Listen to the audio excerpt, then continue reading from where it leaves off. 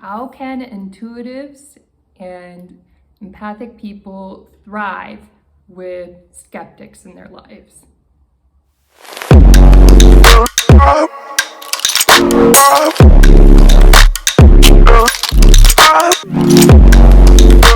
Hi, my name is Leah Chantel. Welcome back to my channel. And today I'm talking about how opposites can thrive together.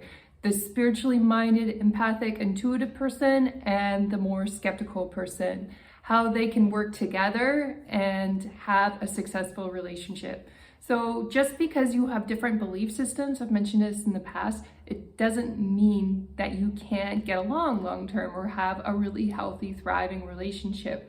Having said that, you have to be able to understand the perspective of the person with the different belief system and don't assume that they process information and feelings in the same way that you do as an empath. Now, there are a variety of empaths. We do process information a little bit differently and our emotions a little bit differently.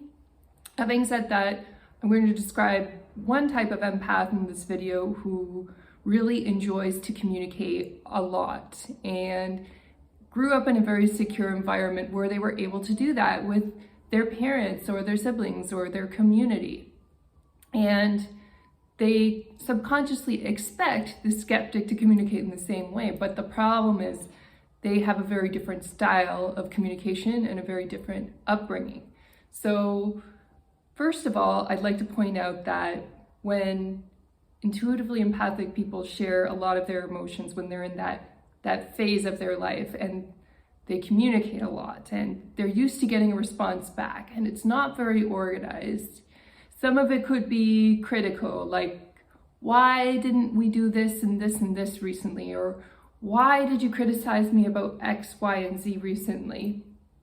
So when there's some negativity, it's overwhelming, it's a little bit disorganized. So in a very secure home, you might be used to communicating that way and sharing your feelings and sharing your criticisms openly.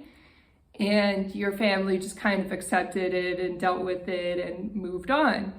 And that's good if you came from that background. But then there's another family background that the skeptic could have come from, where basically if they criticized their parents or said anything to not comply to what their parents wanted, and their parents were very ambitious and wanted them to succeed, the parents would kind of ignore them when they didn't comply to their parents' standard, or they might get punished or something like that.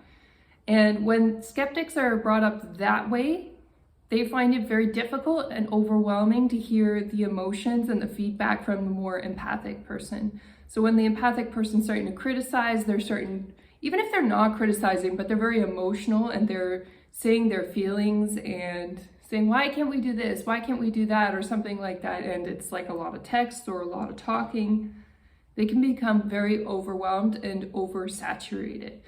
And then when they get to that point, even if the empathic person wants more connection, often that's usually what they want, really, with their feedback. It's like, why can't we spend more time together?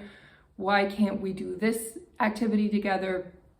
And then the opposite actually happens. So the skeptic gets overwhelmed, and even though it's the opposite request that the empath is taking forward to them to spend more time or to be more sensitive or to be more responsive, the skeptic actually does the opposite. So it's interesting, the communication style of the empath will drive the skeptic to do the opposite if the empath isn't mindful about their communication style. So this video is about how can we be more mindful of our communication style in order to match the skeptic. Now, you can choose to not be with the skeptic. You could say, this is too difficult. I'd rather be with somebody who is intuitive and empathic like me, and I'm going to go find a new partner. You could decide to do that, and that might be what's right for you. But it depends. So some people are in marriages, and once you've gotten to that point of commitment, it's not wise to just consider divorcing for a superficial reason, right? If you're still in the fairly early phases, or maybe you've been together for a while and you're ready for a change, maybe it is the right thing to do to separate. Having said that, for a lot of people, that choice is not going to fit for them. They're going to say, well, no, that's not practical for me, and I want to stay in this marriage or stay in this relationship and make it work if I can. Now, sometimes if we are not aware of our communication style, the skeptic will make that choice for us because they'll get too saturated and too overwhelmed, and then they'll break up with us, or divorce us, right?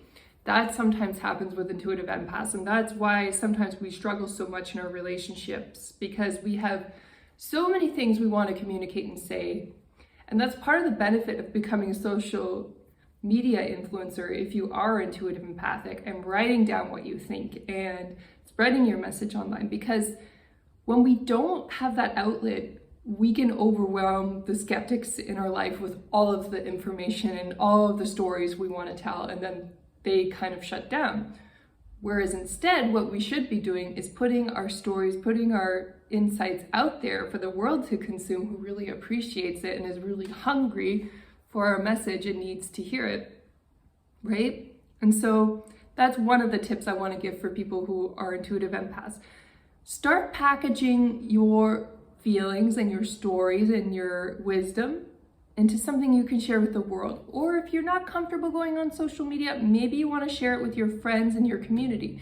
Maybe you want to go join a local yoga class and share your opinions and your feedback with people in your community there. Or maybe you want to go out and volunteer at a soup kitchen and get to know people in that space, or wherever it is you want to go. Start developing relationships in your community and share your feelings and your emotions and all that good stuff where it's appreciated. And keep in mind when you go out into the community as well, that there will be a mix of people who are open to it and those who are not. And so you have to kind of discern who are your people and who are the right people you can take all of that to, because some people will criticize you and not want to hear it. And that's perfectly normal. That's human. Not everybody's the same, and not everybody's ready to hear wisdom. So you have to be able to discern and figure out who your people are in your community. And there are certain safe spaces online, like I've created one with my self-love group to create a safe space for people to communicate and share their wisdom and share their thoughts and feelings in a productive way that's not overwhelming and will be received and witnessed by everybody. So it's important to have those relationships if you are in a relationship with a skeptic, even a healthy one, because you'll need to have some of those relationship needs met elsewhere in order to not overwhelm the skeptic with all of this information, emotion, and feeling that you have going on in your life. My third tip for handling the skeptics and having a healthy relationship with them is to respect their space when they take it, and to be aware of what those spaces are, like when they go spend time with their friends or their family. So sometimes they may want you to come with them and they're very proud to have you with them, but other times they just want to be alone. And so you want to respect them when they're recharging, and don't try to reach out to them during those times, and try to be really honest with yourself and be very aware of when those times are. So you want to give people space, for example, when they're driving a long way. That's not the time to interrupt anybody really, because they're focused on driving, and it's the same with a lot of different situations in life.